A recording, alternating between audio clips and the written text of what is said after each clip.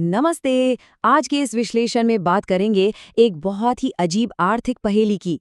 हम बात कर रहे हैं भारत के कच्चे तेल के आयात की। आधिकारिक डेटा एक ऐसा विरोधाभास दिखा रहा है ना, जो गणित के हर नियम को पूरी तरह से पलट कर रख देता है।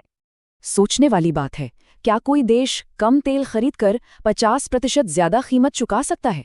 मतलब जरा सोचिए, पहले से कम सामान खरीदा जाए लेकिन बिल सीधा आधा और बढ़ जाए।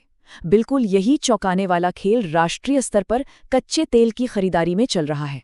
16.3 बिलियन डॉलर, ये कोई छोटी मोटी रकम नहीं है। ये अप्रैल 2026 के लिए कच्चे तेल के आयात का भारी भरकम बिल है। इतनी बड़ी रकम अर्थव्यवस्था के लिए एक बहुत बड़ा झटका है। तो आइए इस पहले हिस्से में समझते हैं कि कम सामान के लिए ज्यादा कीमत कैसे चुकाई जा रही है। अगर हम आंकड़ों पर नजर डालें तो पता चलता है कि कच्चे तेल का आयात असल में कम हुआ है। अप्रैल 2025 में ये 21 मिलियन टन था, जो अप्रैल 2026 में गिरकर 20.1 मिलियन टन रह गया। सीधे शब्दों में कहें तो मात्रा में 4.3% की गिरावट आई है। अब हैरानी की बात देखिए, मात्रा कम हुई लेकिन लागत 10.7 बिलियन डॉलर से उछलकर सीधे 16.3 बिलियन डॉलर हो गई। जी हाँ, इसका सीधा सा मतलब है लागत में पूरे 50% की भारी भरकम बढ़ोतरी। और ये कोई हवाई बातें या अंदाजे नहीं हैं।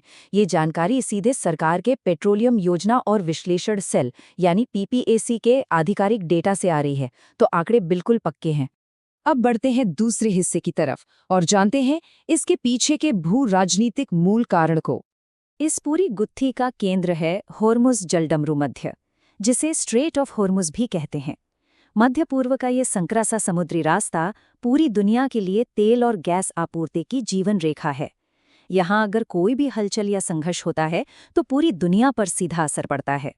हुआ ये है कि मध्य पूर्व में बढ़ते संघर्ष ने इस रास्ते को बाधित कर दिया। इसका नतीजा अंतर्राष्ट्रीय बाजार में सप्लाई चेन बुरी तरह से प्रभावित हुई और इसी वजह से कीमतों पर इतना भारी दबाव पड़ा। मतलब सप्लाई रुकी तो दाम आसमान छूने लगे और कम तेल के लिए भी ज्यादा पैसे देने पड़ रहे हैं। तीसरे हिस्से में देखते हैं कि कैसे ऊर्जा क्षेत्र में व्यापक गिरावट आ रही है। क्योंकि देखिए, ये संकट सिर्फ कच्चे तेल तक ही सीमित नहीं रह गया है। बिल्कुल इसी समय के दौरान तरलीकृत प्राकृतिक गैस यानी एलएनजी के आयात में भी लगभग 30% की भारी गिरावट देखी गई है। 30% कोई छोटा नंबर नहीं होता। इसके अलावा घरेलू स्तर पर बात करें तो प्राकृतिक गैस का शुद्ध उत्पादन भी 4.2% गिरा है। और इसका मुख्य कारण क्या है? इसका कारण है घरेलू बाजार में ही खपत का कम हो जाना।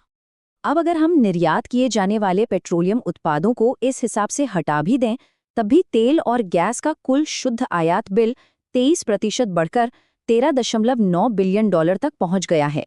ये आंकड़े वाकई चिंता में डालने वाले हैं। चलिए अब चौथे और सबसे अहम हिस्से पर आते हैं। आम उपभोक्ताओं पर इसका क्या प्रभाव पड़ रहा है? इस बड़े वैश्विक संकट का सीधा असर घरों तक पहुंच रहा है। कैसे?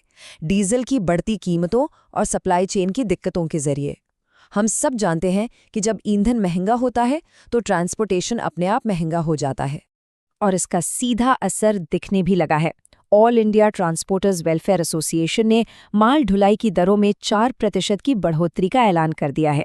अब जाहिर सी बात है, ये बढ़ा हुआ खर्च आगे ट्रांसफर किया जा रहा है और माल ढुलाई महंगी होने का सीधा सीधा असर रोजमर्रा की चीजों और किराने के सामान पर पड़ता है। मतलब अंतर्राष्ट्रीय बाजार का वो दबाव, वो संघर्ष अब सीधे घरों की रसोई तक पहुंच चुका है। तो आज के इस विश्लेषण को एक अहम सवाल के साथ खत्म करते हैं। क्या दुनिया के किसी दूर कोने में चल रहा कोई भू राजनीतिक संघर्ष खामोशी से हमारी रोजमर्रा की जरूरतों को महंगा कर रहा है? बाजार में कुछ भी खरीदते समय उस उत्पाद से जुड़ी इस अदृश्य वैश्विक कीमत के बारे में सोचना बेहद जरूरी है।